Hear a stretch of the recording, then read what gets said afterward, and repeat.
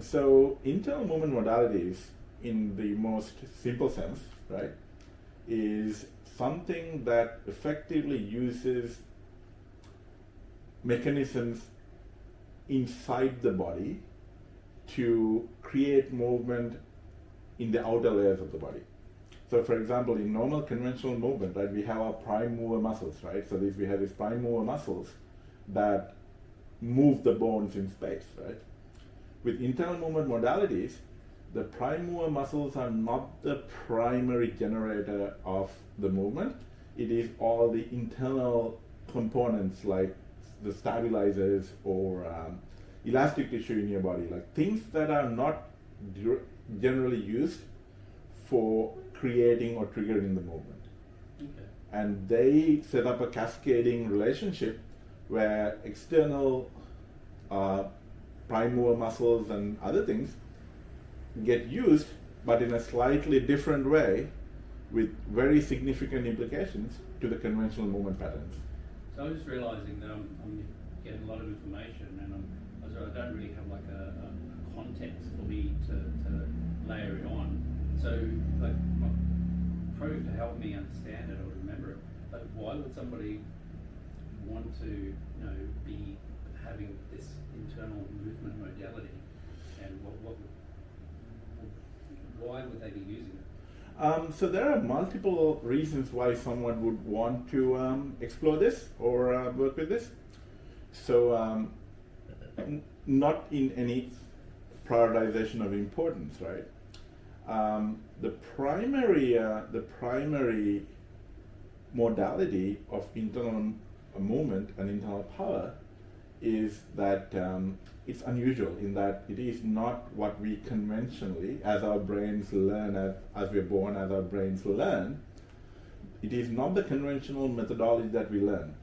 So there are certain advantages to this. So one is that in a competitive setting where you are interacting with other human beings physically and competitively, that unusual movement generation methods and unusual power generation methods confuses the people who have to resist you or have to physically move you around or have to oppose you. Because our human bodies are very complex devices, right?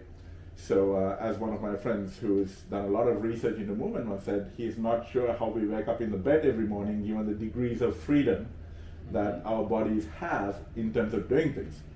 The same movement roughly the same movement of our bones in air can be done so many different ways because we have so many degrees of freedoms provided by the substrate of our body, even when considering like just the muscles and the ligaments and tendons, right? There's so many ways to do it, except that generally speaking, we learn from childhood to do things a specific way, and we over-specialize in that, and that's the only way we can do things, right? So internal movement modalities just effectively take that back, right, and give you conscious control to a degree of some of the movement modalities that weren't available to you because of that over-specialization that happens in learning. All right, so if I was to summarize that, it's the question to why somebody would be interested in this internal movement modality.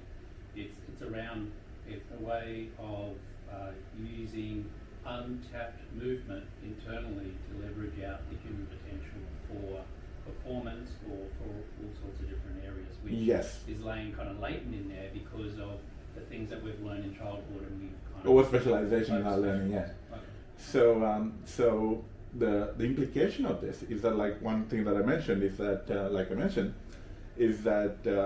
when you're dealing with other human beings who are supposed to oppose you, physically oppose you, because of your movement patterns and power generation is unusual, they don't know how to deal with it. Okay. So this creates for a lot of the effects that people say is woo-woo, or people can't believe this is possible because they have no concept of understanding how this happens, right? To them it looks fake because they just don't have the internal model to make sense of the movement, right? Well, that's a pretty good question, or pretty good point, because you're talking about like what it was and and why people would learn it. And my question is who would be interested in this? Who would benefit from it? So any person who has to use this to competitively work physically against other human beings, that would give them a natural advantage. Doesn't mean that it's a magic bullet that's going to make them win all the time. So it's something for competition? It could be for competition, it could be for carrying people from a fire. It could be a fire for a firefighter to essentially safely carry a panicked human being out of a building, right, and subdue them in a way that they're compliant, right, without actually struggling with them, right. Okay. So there's a lot of different applications. Now the second aspect of the opponent, if there's an opponent, right, and but hang on, does it hack the neurology of the person doing it as well? that's exactly what I was getting to, right. So the genius of the Chinese masters who figured this out over thousands of years, right, is that by structuring the perceptual models of experience in terms of, like, basically, think of it this way: if the human mind and body was like a radio, right, there's all these frequencies that you can tune it into, but you can't tune to all these radio stations at the same time. So you can tune to a particular radio station, right? So in doing so, what you're doing is that you're basically changing the capacitance and inductance of a resonant circuit inside the radio to tune to that particular frequency, right? So the process of changing the state... You're changing the internal structure of the radio. Absolutely. Right. So the expectation of wanting to listen to a certain radio station changes the internal structure of the radio, right? Yeah. So this is exactly what happens in the internal movement modalities. By training yourself to perceive things and structure your inner experience a certain way, you very cleverly change the internal configuration of operation of your body that has so many near infinite ways of configuring itself. So if I can, again, just want to run back through, you kind of like the purpose really is, well, people who want to tap into some of this untapped potential, because of, which has been limited by the structured way that we've learned how to move. The kind of what you're doing is you're using all of these micromusculature inside to change how you're moving internally, or is it like externally too, like using your arms and your biceps, or is it more like around behind your scapula and your ribs or things so you're not thinking about there are different ways to approach this, but generally speaking, you're not really thinking about the components, right? Because you can't micromanage the components with your conscious mind with the level of coordination that required across the whole body, right? Yeah. So this is why we're using the perceptual models to make that happen, right, as a side effect, right? Yeah. But generally speaking, I only understand that because I was working on some internal things under my scapula. Right? Yeah. I have no sense of if what I'm doing is doing it. yeah. Yeah. So basically the idea is that there's a couple of things. So in the internal modalities, depending on the modality, internal movement modalities, generally what is common is by changing the inner components, you carry the outer components, or you trigger the outer components to do certain things in a cascading chain of events, right? But so it's if you do it internally, it translates or leverages yes, externally? it can, right? I mean, obviously it doesn't have to, but in internal movement modalities and power modalities, it does. So is this like I shift my weight and I get a better purchase point? Yeah, I mean, that's a clear example of it, right?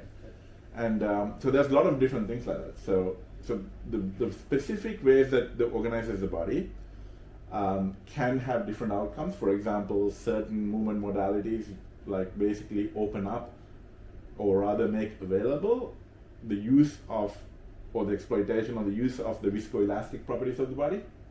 So for example, if your muscles are engaged at their maximum level, the viscoelasticity exhibited by the muscle is very low, right? It becomes more rigid, thick elastic structure, or even almost rigid, right? But where, on the other hand, if you don't engage all the muscle fibers, that normally gets engaged, but if you engage only a subset of it, then the elasticity of the muscle is increased and it generates some power, not the maximum amount, but generates some power, but also the viscous properties of the muscle also becomes available. So you can effectively transfer force through it hydraulically.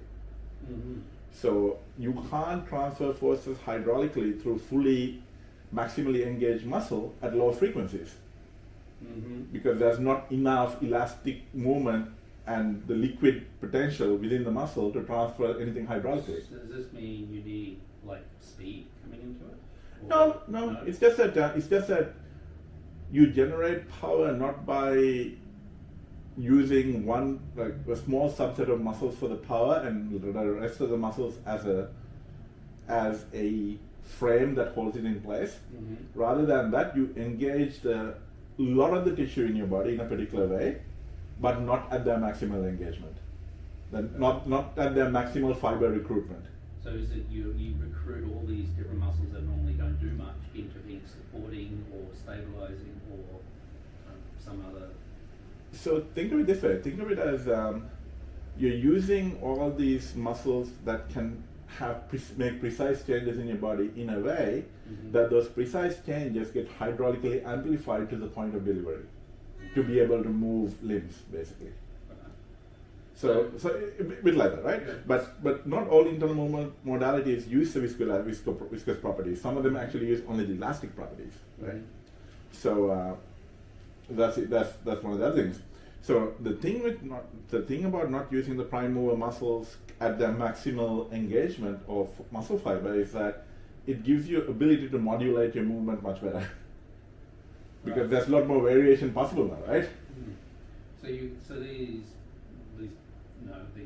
fighters or these competitors or these firefighters, they're like basically having a new way to recruit these high performances or other aspects of their body, their structure and function, to be able to deliver on a higher performance. Yeah, absolutely. I mean, this is not completely alien to how we do things today, right? Like powerlifters, for example, the way they use intra-abdominal pressure, for example, is essentially like a similar modality, but they use it in a very limited way. Right. So this is where you're talking about when they're using like a belt? No. It's just basically the way they rest their weight and accelerate the weight and everything. So it just uses more of the intra-abdominal pressure and the chest cavity pressure and everything to give them that added advantage, right? So it's a way where you recruit all these novel and unexpected sort of resources. Yeah, absolutely. I mean, it's an unusual way because we over specialize through learning from childhood. So go ahead. Well, next question is, how does somebody integrate all of this stuff into what they have already? Or into how do they? It sounds like something new, something novel. How do they bring that into their practice, or how do they start filtering it into how they act in the day? So basically, the mental component is very huge for this to unlock these things, because essentially it boils down to the perceptual modeling and structuring your experience, right? So the mental work is very important, but the physical work is also very important. We already have a perception model. That's the one that we trained as from. We can move this way, but not that way. Is that what you have to like? You completely have to rewire your experience of how you interpret completely. Sounds like daunting. It is, and this is one of the negative sides of it, is that it is very counterintuitive, and you have to really apply yourself to train to experience reality in that way to be able to unlock the potential thereof, right? Because you're almost basically working against your neural adaptation that you've done through your life, right? So it's not like a linear pathway. It's just something you have to experience and then make the jump to go, oh, I felt that, or I can now. Yeah, so it's not a progressive transition from one modality to the other. It is switching over from one modality to the other, and so there's no cheat sheets. Not really. I mean, that's why they call it Gong Fu in Chinese systems, right? It's basically consistent effort put in over time yielding an outcome that is very significant. So one of my teachers used to explain it as like, putting one paper at a time, and suddenly you have a phone book 10 years later. Right.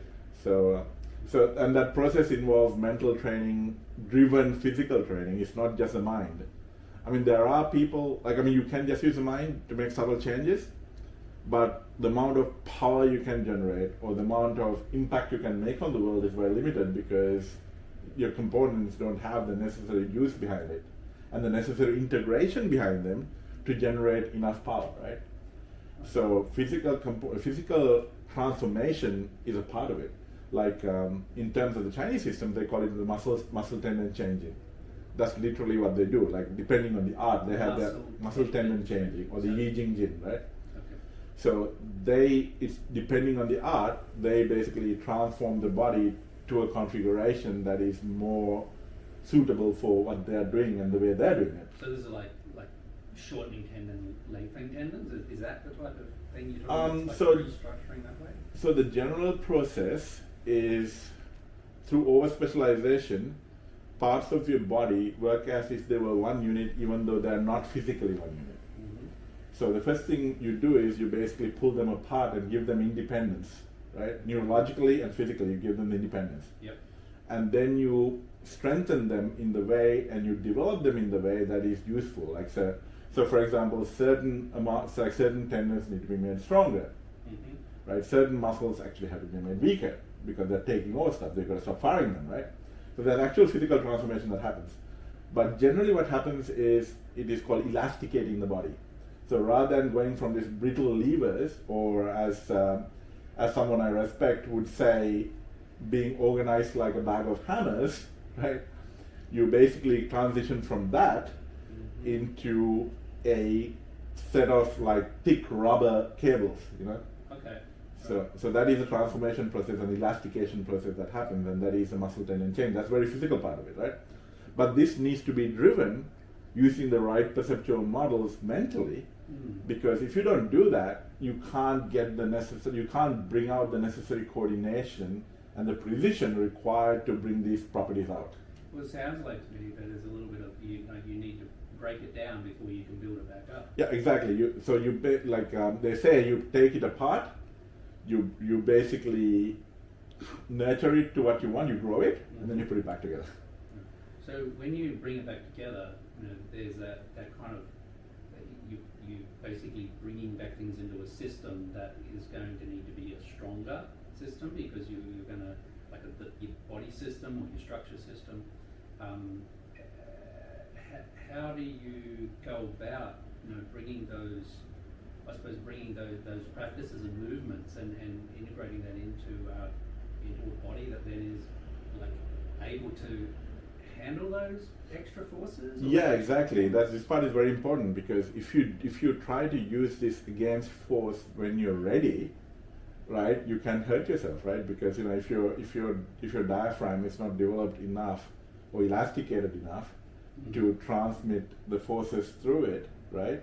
Yeah. And if you bring too much force into it, if it is like overly activated in one portion, and then it's going to rip apart against the rest of it, right? So if you do things until you're ready, you can really hurt yourself. So for all the benefits that this has, it is also very dangerous to get it wrong. Like there's much higher chance of injuring yourself if you do it wrong. Now, if you look at modern sports, like say modern combat sports, right, you will see people doing resistance training on a Bosu ball, right? So what they're doing is that on a Bosu ball, like the bouncy ball things, right? So basically what happens there is that they're basically stimulating the stabilizers while using the prime mover muscles, and they're also elasticating the body, because the Bosu ball has elastic response, so the body reacts with elasticating the body to provide the elastic response, right? Okay. So there are modalities that bring in some of it, little bits and pieces here and there, within the context of current modalities. Yeah. But it's not a complete transformation like some of these older Chinese systems provide. Like the genius of the old Chinese masters was that they figured out that by structuring the nature of your perceptions and experience, you can effectively transform your mind and body to make all this precision and power available to you that you lose through over-specialization, right? So that's why they say this is basically going back to your embryonic stage in a way, right? Mm-hmm. So you're becoming like a baby, right? Yeah. And that's basically the meaning behind it, and one of the meanings behind it. And the other aspect of it is by moving and generating power in this unusual way, it confuses opponents. So this is why the Tai Chi classics, for example, say only I know my opponent doesn't know me. This is a very crucial point we internalize. If someone knows how you're generating the power, they can potentially, if they're strong enough, right, they can potentially counter you. They can coordinate their muscles and the torques on their joints and all these things to match you and stop you, right? But if they have no idea, that creates a very complicated situation. And sometimes people not just sometimes, but generally this is a sought after effect, is that people's unconscious in their nervous systems go into this freeze mode because it doesn't know how to move. So it just freezes, right? So effectively, they're standing still there for you to do whatever you want. So there is, it's only valuable for a limited time, or with new in novel situations. No, it's applicable. Like it's a trained outcome basically, right? And the thing is, like in combat situations, right? But hang on a second. If someone is surprised by something that's unexpected, wouldn't they then learn to become not surprised by it now, and you lose that advantage? But how? But if first of all, it's unconscious, for the most part. Right, you're saying they're not aware. They're not aware of the difference. They're not aware of the difference. Right. That's one part of it, and the other part of it is that they'll still have to put in the 20 years to be able to counter that, right? Okay. And the thing is, people who have very large disparity skill can demonstrate these things in a very, very impressive way, where you can like literally freeze someone and then just do whatever you want to them, throw them or whatever, right? This is very commonly done. But the thing is, you don't want to think about it in those terms, right? In a combat situation, for example, right? A split second indecision in the opponent is what you're required to gain upper hand, right? And this can very easily provide you that because it's unusual. The second they touch you, they're like confused, right? They're not, and if that is a split second before they change, that's the advantage you need. So it's not like it doesn't have to be like a macro advantage, a micro advantage. It can be it can be a million micro advantages, right? Depending on what level of performance you're. Exactly, and from the point of view of compliance, if you can effectively confuse them every time they figure out, I'm going to try this now, I'm going to try this now, right? It's a series of steps where you basically thwart them over that period of time, you get the compliance you want, right? Mm-hmm. So you're not going to have to deal with maybe 100% of their power. Maybe you only have to deal with 30% of their power. That is still an advantage, right? So I love that summarising. Yeah. So I'm going to write. We know there's these people who can restructure inside, and they're doing it for this leveraging more potential, and it's a practice which they need to do over and over to sort of integrate that stuff into their body and the way that them as a sort of like a self-contained unit. Yeah, you embody it, right? You embody it. Okay. Yeah. So then in I suppose executing it, what are the considerations there? To be able to effectively execute it all the time. So how do you? How do you make sure that you're taking what you've learned and you're applying it? Yeah. So again, the genius of this is that it's abstract. Yeah, it's not abstract, right? In the sense that it is how you experience it, right? So your experiential reality changes, right?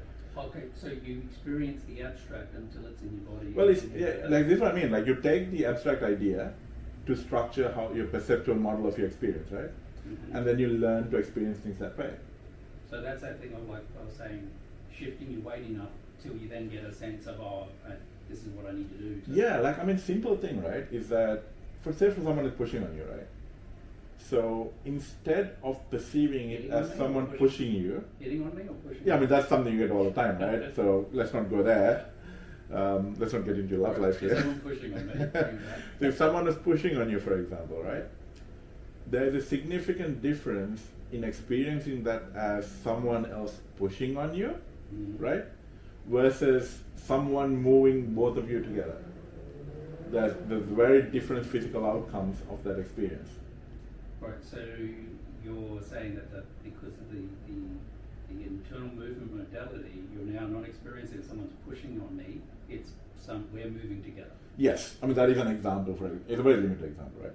So it changes, like your perception changes. Like for example, this has significant psychological impact too, right? Like so, for example, the idea of not having space to move, not having the freedom to move, Mm-hmm. is associated with psychologically having no options, right? Mm-hmm. Like when people say, like when they feel like they have no options, people actually say, I don't have any space, or give me space, right? Yeah. So we have that association, right? So so in this case, for example, if someone was to basically hold you in a particular way where you feel constricted or whatever, right? Letting your body and mind organize itself in a way that you feel empty space and the freedom to move changes how you basically oppose that constriction, and even psychologically this has an impact. I think that was the question I was asked before. I wasn't very clear, but yeah, how do you because it's let's call it abstract, let's call it esoteric initially for people. How do you cross over from like, I've now just had the sense of somebody pushing me, how do you cross over into taking an action which causes a result? How do you move through that? Because someone would say, well, I just like push them back, or there's all these, say, call them the standard ways we learn to act. That's right. So the only way you can do that is by letting go of your conditioned behaviors, right? Letting go of your learned conditioned behaviors so that you can. Isn't this just another learned conditioned behavior? Well, I mean, they're all conditioned behaviors, right? So you've got to let go of them. But what we're, let's say this internal movement modality, isn't it just another learned conditioned behavior? It will be. Yeah. Right? It will be. So right. it's about it is calling that up yeah. versus reacting. It gives you more fighting or options. something. It gives you more options. It gives you more options. Yeah. Okay. I mean, it's not complete state of unlearnedness, right? Because a certain level of learnedness is genetically inherited, right? So, I mean, certain movement, like, so for example, right? I mean, for example, the asymmetric tonic neck reflex, for example, in babies, right? Like babies have it, right? Like it's. Tell me a bit more about that. I don't want to get into that too much detail, but the idea is that with babies, if they turn the neck and do that, right, Mm-hmm. their body's staying in a certain way, right? Yeah, okay. They're slippery little cells. Yeah. So, and then there's another one which is called labyrinth reflex or something like that, which is basically when you look up like this, it just body does this, right? So when you look up like this, body does this, right? So there's all kinds of things like that. So these things are not learned behaviors as much as they're programmed into you through your genes, right? Okay. Yeah. So basically, when you use the term conditioned behavior, there's conditioned behavior that happens after birth, right? Mm-hmm. Through learning, right? Yep. But there's conditioned behavior that comes across through billions of years of evolution as well. Mm-hmm. So the general idea is to go get as close to that as possible with so many options within your conditioned framework of your art, of your modality, right? Right. So you basically you've expanded the dimensions of your palette of your response. Yeah. Then you said, right, now this is the input Yeah. from somebody pushing on me. Yeah. And then you have a response Yeah. that you can sort of deploy. Yeah. What's the desired result, or is it you just get? It depends on what you want. Like so actually it's a really interesting question, right? So different modalities approach this a little bit differently. So the modalities I like effectively rest the mind with, or rest the expectation of the end result in mind, and perceive things in the way that their system does, without micromanaging how you get there. So does that mean, are you saying you play your own game, not the other person's game? Very much so. Right. Very much so. So you're not concerned about what they're doing. Mm. Like, are they doing X, are they doing Y, right? Because then you fall into an OODA loop, right? An OODA loop. Which is basically a conceptual framework that comes from aviation, like fighter pilots, right? Okay, right. So it's basically how you respond to external events. Right. So there is a particular. So imagining an OODA loop means that they can play you because you follow them or something. So in an OODA loop, right? Once the observation has made and a course of action has been decided, you execute that action until its conclusion, and then you reevaluate. So during that period, you're flying blind because you're doing the thing that you decided you're going to do, right? Right. So sunk cost, but you don't look at that decision sunk cost. Yeah. You have to execute it. You can't change. Yeah, and then you can only change at the point. So that's this blind time period, right? Yeah. Whereas with the internal arts, it's looking for a continuous state management, right? Yeah. So it's not consciously deciding what the other person is doing. It doesn't matter what the other person is doing, really. Because you can respond in any changes to them. So you are basically maintaining the same conditions internally, right? Okay. So your conscious mind is not performing logical reasoning to assess what they're doing and plot a course of action. All right, so I'm now running this back through, talking about how we started out with, small movements and micromusculature and stuff like that. So once that's been brought in and you've sort of, let's say, layered it on, Yep. the pages of a phone book onto your response structure, Yep. your body, you basically have so much more micro control that you don't actually have to commit to a large Buddha action, if I want to call it that. You can just keep yourself structured in a way that your world doesn't change, Yeah. even if they've changed. So a simple example, right, would be to say that, say someone pushes on you, right? And you're basically going like, okay, this person is pushing on me and they're trying to do X, Y, Z. So I want to achieve a different objective. So this is how I'm going to organize myself to overcome them and achieve my objective, right? So you use what they did as just part of your Yeah, plan. it's a macro process, right? It's a clunky, slow process, right? But on the other hand, if you use an idea simply like, I am always going to maintain my weight to the centers of my feet, no matter what the other person does. Right. So now all the smaller components can come into play and act in a much smaller time slice, mostly unconsciously when you train it well enough. I shouldn't use the word unconscious, it's autonomically, right? Mm-hmm. Because you're still conscious of it, right? Mm-hmm. You don't want to get into unconscious compulsions. You have to always be able to modulate it and modify it whenever you want to, right? So instead of this thing happening at a macro level in a very large time scale through the conscious reasoning of the conscious mind and micromanagement, you basically get into a point where the autonomic systems can maintain the conditions. Sorry, I just Yep. want to. So the shortcut. Let's say. So it seems that a lot of it is taking away the cognitive burden of needing to respond to something. Yeah, absolutely. Basically, like layering it down into your autonomic system or your autonomous system, or Yeah. kind of like it's so like muscle memory inbuilt, like. Yeah, I wouldn't use it on muscle memory, but yeah, it's autonomic basically, Yeah. right? Okay. So then it's like when you drive a car and you're not on the thinking. Exactly. Keeping your weight over the. Yeah. So think about Right. swimming or riding a bicycle, right? Mm-hmm. When you first start doing it, you're consciously thinking about what your body is doing and what you want to stabilize and what you want to do, right? But then you develop a feel for what it feels like to be balanced on a bicycle, right? You develop a feel for what it is like to float in a pool, right? And then you're just maintaining that feel.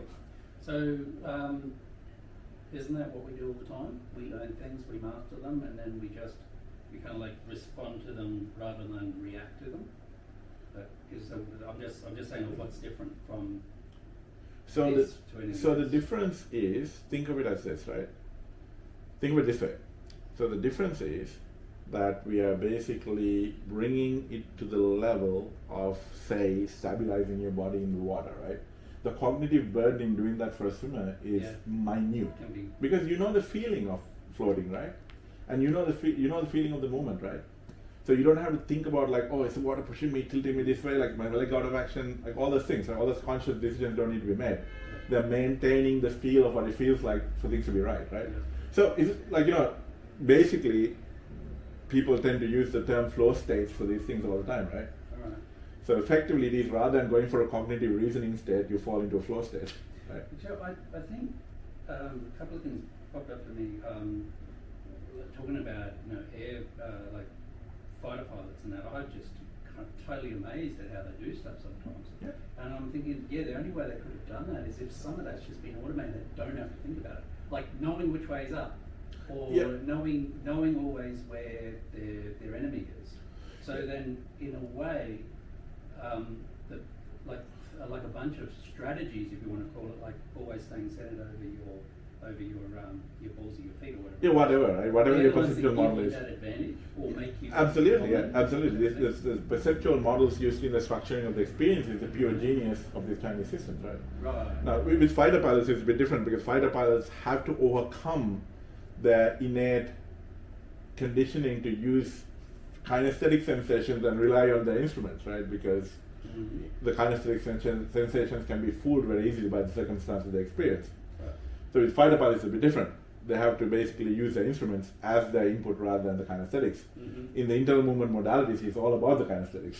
It's all really about like kind of really feeling into your body. Yeah, that's right. It's really about the integrated information presented to your consciousness as feeling states or perceptual models to structure the experience. So can I just like really, banally like say, it's about getting out of your head into your body?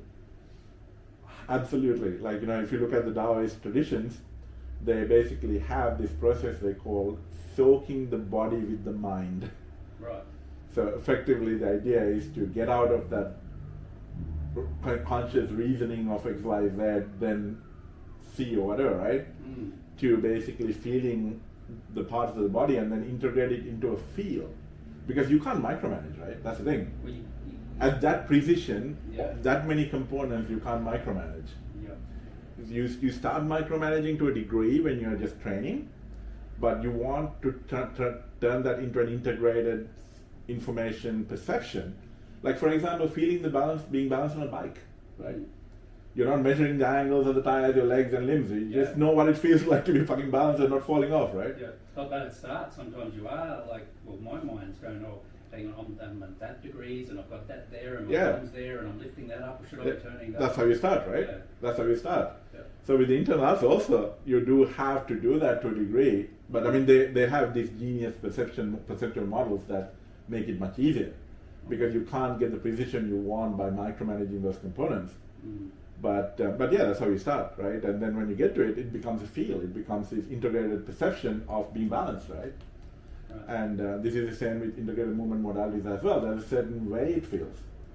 There's a certain way it feels when you're moving right. So you maintain that feel. So this is why Sifu Jimmy basically says internal arts are the arts of the feel. Not in terms of emotions, but in terms of the kinesthetic awareness, right? Okay. So we started out like with, gaining control or awareness of your sort of micromusculature, and then it basically comes around through to kind of embedding those movements into just your field, like where there is. Absolutely right. Like for example, like in a given martial art, the term qi or yi, like people just go on like intellectual masturbation about this, what they mean, but they actually represent perceptions, right? Once you can work with it, that's the level you work at, right? So in your mind, you're moving qi, but your body is doing all these precise, complicated things to make that perception possible, right? So this is what people can't wrap their heads around. They think that, if I'm moving qi in my mind, there needs to be like an instrument that I can put there that can see it, right? But it's not about that, right? It's about how your mind perceives it. That's what's important. And the mind and the body, that's what it needs to do to maximize its perception, right? So this is why release or surrender or letting go is important, because what that means is that you are letting go of existing learning and existing neural patterns and existing ways of interpreting and existing anxieties and fears and all these things to allow the mind and body to express itself in a way to maximize the perception that you're looking after. So these fears and such you're talking about, they're like barriers to... They're barriers, right? Because, for example, right, in most internal arts, you organize your body differently, right? Like, so most people use some intra-abdominal pressure, they use the bones, they use some primal muscles incorrectly and all these things to maintain balance, right? That's their learned behavior. With the internal martial art, they might go, I want to have my balance resting completely on the bones, right? Or a different internal martial art might say, I want to rest my balance on the elastic properties of my skeleton, right? So in order to do that, right, once you know the perception you're looking for, to maximize it, to do it that way, you have to physically let go of your fear of falling, right? Because your fear of falling comes into play. Like the second you don't have your learned mechanism to maintain balance, your body freaks out. So then I imagine these things are like the broader advantages. Like you might start this because you want to be able to carry people out of burning buildings better. But in the end, you also learn how to let go of your own fears and stuff. That's absolutely right. I mean, like it literally helped me learn to walk again, right? Because in 2012, when I had that concussion, I don't know if I knew in Thailand at the time, but I had a motorcycle accident in Thailand, as everyone does, right? And I had a massive concussion, and when I came out of the concussion, I had no sense of balance, right? Right. So the only way I could stand up and walk was to effectively organize myself, my body in the way that I had learned in Taijiquan, right? So that I knew that if I had this feel, I'll be balanced, because in my experience, I know that I didn't fall into like a pile, hit like a bag of bones in the ground, right? Sort of proof in your memory. Yeah, I knew from experience that if I have that feel, I'll be okay, right? But I had no sense of balance, right? Mm-hmm. So this is how I learned to walk again. Yep.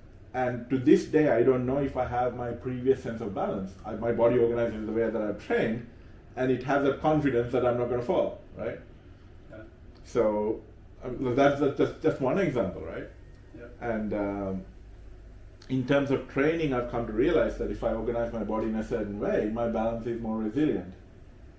So, for example, when I kick, I feel more stable. When I move, I feel more stable. So I would argue that would have a significant advantage to people who have physical disabilities or older people. You know, when your balance starts becoming compromised, yep. right? This gives you an alternate pathway to maintain your balance based on your interoception, right? Mm-hmm. So some extra resources you can bring to bear and use to like execute Yeah. activities of daily living. yeah, exactly. And like Master Tony Ho or Anthony Ho, who's arguably the best Taijiquan practitioner I've ever had the pleasure of experiencing, or one of the two anyway. He likes to say Taiji is all about balance and chi, right? So this is through a lifetime of experience, right? Mm-hmm. So there's value to it. There's massive value to it. So again, I'm just coming back to that kind of like the journey. You know, like well, why would somebody want to do this and what it is, and it's kind of come true that you like people, because if you're doing like an interview or something, Mm-hmm. you obviously want people to learn about something, and there's a reason for that. There's obviously benefit.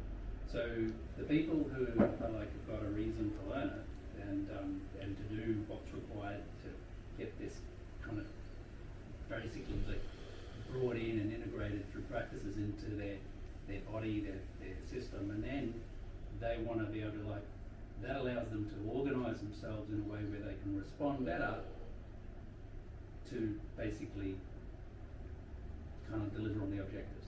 Absolutely. I mean a simple thing like what Alex Kostick, for example, does in his workshops with Homo Ludens workshops, which is his synthesis of Systema, right? Like what he does is that he teaches people to have that perception of freedom of movement, freedom of space, right? And when you do the drills where like 9 people are in a circle, throwing you from one person to the other, right?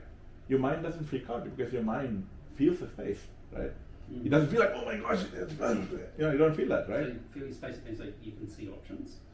Like you feel stable, like you feel like you feel like you are harmonizing with the people rather than the people oppressing you, right? Okay. So it actually 9 people in a circle throwing you from one to the other quite roughly sometimes, right? Mm-hmm. It actually feels like surfing. That's what it feels like. Okay. It doesn't feel like people are banging down on you, you know? And because this is about you being able to monitor structure inside. Yeah, so using the perception of always having that empty space around you and that freedom of movement, that perception, you're letting go of your body to maximize that perception, right? So your mind doesn't go into that whole, oh, I'm constricted, that fear and the panic, it never goes into it because you always feel space. Alright. And then it has other benefits, like when someone pushes, right? You can use that power to just hit someone else, that kind of stuff. So it's like, meaning you never come up with nothing. You always have another option. You always have something. And anything which is almost could be taken as a challenge or an attack or like an outside coming at you it's just more resources that opens up more options. That's right, and you don't go into that panic mode. You don't go into Right. you don't go into fight, flight, or freeze. So prefrontal cortex management, like It is a way of managing. taking away the distractions by making it more autonomous. I would argue that it may even be like eliminating some of the prefrontal cortex stuff and reverting back more to some of the state management stuff that is far older. Because that's the, I'm not at the level of a core pattern generator, but from how I hack that and use that term, rather than something happen and then I'm going to, I think there's a ball coming at me, what I'm going to do, I'm going to need to get some resources to start moving my muscles, what are my options, what's my plan, right now I'm going to do that. Yeah. You got none of that, it's just silent. Yeah. Because you've made it like a lower level system in a way, it's just with your heart beats and you don't have to think. That's right. So when you get used to catching a ball, you don't think about anything, right? You Right. see the ball, you have the expectation of catching it, and your body and mind does the rest of it. So then that allows you to be more available. Yeah, that's right. You have so much more cognitive space available to do all kinds of other things, right? The other stuff. And it's a much better state of being. Like I like not being in panic all the time. You know what I mean? Yeah, because especially to get on the bandwagon, but there's Exactly. enough things in this world at the moment where we're like news, Facebook's likes, not That's getting it. likes, all these are things are like That's it. fear and Fear, anxiety, Fear, loathing, all and kinds of Facebook, shit. yeah. It triggers all kinds of survival mechanisms that we have evolved through insignificant events. We are constantly under this low grade of stress all the fucking time, right? which worked really well when we were under Which worked really well. Those mechanisms worked really well when we needed it for the limited amount of time we needed it to save our lives, right? Which was not very frequent. But I mean, something I sort of look at it seems to be it's being stressed by things we can't do anything about. Yeah. That seems to be the big issue. Yeah. Because if you can do something about it, you resolve your tension. But the thing is, there's too many things as well, right? I mean, like not getting a like on Facebook triggers the same biological response that is triggered by your tribe not wanting in the tribe anymore, which means fucking certain death, right? Okay. I mean, we can intellectualize all we like, but the biological response is still there, right? So it's kind of being responsible around the way the evolutionary biology hasn't been catching up with our changing landscape. Absolutely. I mean, I personally think of it as the survival toolkit for modern life. You know. I mean, it's funny because I actually got into martial arts seriously back again. I mean, I was into dabbling in martial arts since I was a child, right? But I got back into internal martial arts seriously, or I got into internal martial arts seriously around 2007 because I was dealing with a lot of stresses. I was a young father, right? I was dealing with a lot of stresses at the time, and I wanted to find some peace of mind, some stability around that constant poking and pulling in all different directions type thing, right? Mm-hmm. So I was trying to get into meditation, but at the time I had no ability to sit still. Mm-hmm. So the internal martial arts was like the cheat option in a way that I keep my mind distracted by the body so I can be still kind of thing, you know. Embodied meditation or something? It is very much that, like, because I simply couldn't sit still, so movement was okay. Yeah. Okay. So I was meditating, applying meditation to movement, right? So it gave my brain enough stimulation and allowed it to be still at the same time. Right. So it was, for me personally, it was very much a survival mechanism, right? So one of the things that I must add is, in your case, right, you understand this a lot better because you literally had to rewire yourself because of what you went through, right? Well, a lot of what you're talking about, I'm just thinking about like the last 2 or 3 months of doing the exercise physiology. I visualize sometimes, say, the EP would say, well, what did you just do? You just did it. I said, I'm just imagining smoke coming up and down through my legs.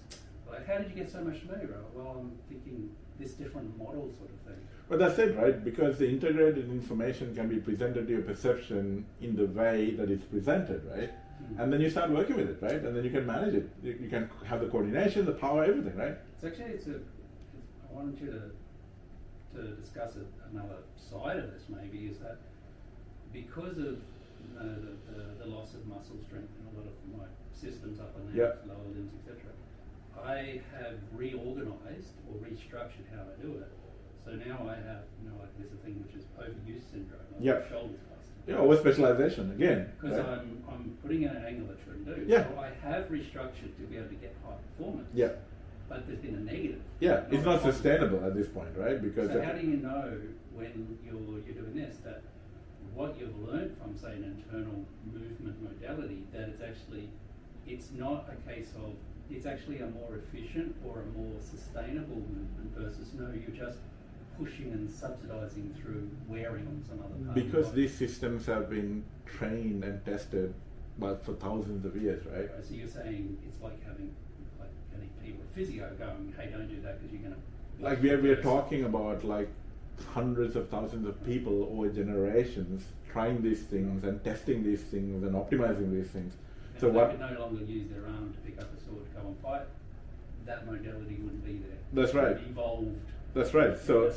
so there has been like hundreds of thousands of years of man hours put into this through a huge number of test cases Mhm. in physically strenuous and mentally strenuous situations, right? Mhm. So this is why the traditional systems, in terms of these movement modalities, are much superior to some of the modern interpretations or some of the modern formulations, simply because they have gone through so many more cycles of evolution through so many examples. Right. So talking about these modalities, and giving them like an identity, we're talking here. Is it open source? Is it proprietary? Is it labeled? Is it by attribution? How do you? So there are two problems here, right? So the first problem is that yes, there's a lot of information available today than it was, say, 20 years ago. There's also a lot more misinformation available. So the signal to noise ratio is very poor Right. in the modern environment, right? And the second issue is that still some of the key pieces or some of the critical pieces or some of the pieces that mean the difference between fumbling around for 3 years versus getting it in 3 months, Mm-hmm. they're still closely guarded secrets in some way. Okay. But that's changing, right? That aspect of it is changing. But what's not changing is that the innate human conditioning that you have to overcome or let go of, rather, is a better word, to access these things, make it impossible for a lot of people to access these things. Like you look online, you look at the number of people who literally like go spastic and have a fit when they hear the word chi. That completely stops them from exploring any of this, right? Mm-hmm. Whereas if they were to consider that chi is just another trained perception, right? I will train to get that perception and then I'll learn to work with that perception to achieve this modality. Yeah. There doesn't need to be any more reality than that, right? But they can't cross the Rubicon, right? Yeah. So- and I imagine that is around how you provide the scaffolding for people to hear of something like about this and go, oh, right, so this is really just about automating something so you then have more of your energy available to deal with what's Well, coming this in. is the thing. I mean, as one of my dear friends many of my dear friends would love to say, can't cure stupid, right? Like unless Is it people are. stupid, or is it just that's It's, how they're being I mean, I see it as fear and insecurity because there's, evolutionarily speaking, there's this biological response to knowledge or information which makes you feel secure.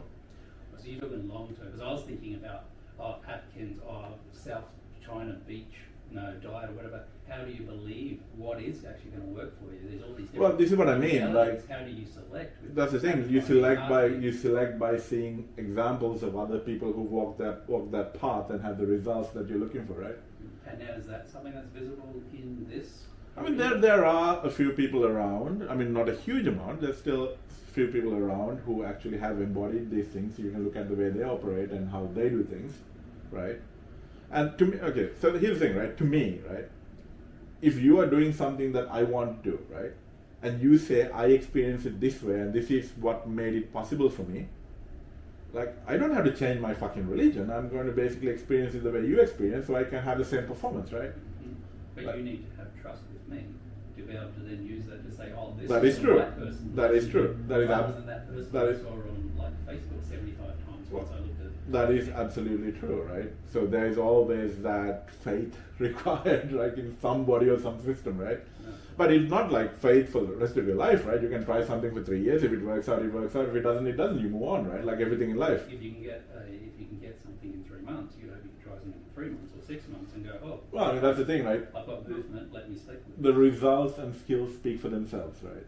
If you are getting the desired results, if you can see yourself moving towards the desired results by doing something right here, right now, that's the right thing for you right here, right now. It may not be. It may be a completely wrong thing for you, like another 3 months, right? But right here, right now, if it moves you in the direction you want to move, that's the right thing for you, right? It can't be bad, can it? It can't be bad, right? So then you might have to change it, right? It might not be like a marriage till death do us apart, right? It might be something that you're going to do for 3 months and then you figure something else out when it's not doing what you need to do, the next steps, right? So there's Well, what advice would you give to people who are going like, oh, I've heard this and there's all these things that are saying, oh, you need to like, do Reiki, it'll help you, it's the same sort of thing, or do this, well, what are some of the options that people would be comparing this with, or the ancient sort of trust but verify, right? trust but verify for sure, but what's the landscape at the moment of the options for people to get into this? I mean, it's like everything else, like a lot of noise and there's some signal, right? So you have to be intelligent about it. You can get lucky, but you have to be intelligent about it. But most importantly, you have to diligently apply yourself to something to see if you're getting the results, right? You can't intellectually try to reason before you try it, right? But we're taught to do that. Well, that's a problem, right? That is a problem with the education system we're used to, right? I mean, but then again, you need to think it's a domain-specific thing, right? Like, like people understand that if you want to learn to swim, you have to get on the water and try, right? Get in the water and try, right? It doesn't mean you can't spend like 3 years learning, about how to swim and looking at the biodynamics and watching fish. At the end of the day, where the buck stops is getting in the water and doing it, right? So, unfortunately, there's a lot of people today, especially because of all the noise out there, they're constantly trying to reason one way or another. So they're basically reading about swimming and never getting in the water. And then they get in the water, it's just too fucking hard. Right? Oh, I'm not really signing up for this kind of work. There might be something that someone can tell me, that magic word, that will automatically make me able to swim. Yeah, what's the instructions? It doesn't work like that, right? You actually have to do it. And because of the body and the mind transformation involved, it takes time and effort. It's gone fu. There's no question about it. Like we sort of being around and about, and then we sort of summarise on so it's like this, and it makes me think. Andrew Huberman says something about like, well, if by the end of my life, or if people could basically learn to manage their autonomic nervous system, this sounds like managing your autonomic nervous system, not to be into fight or flight or freeze or basically be at a fundamental level, to a large degree, a large component of it is that, yes. And a large component of it is also letting go of over-specialization due to learned behavior, or what people call conditioning, for example, right?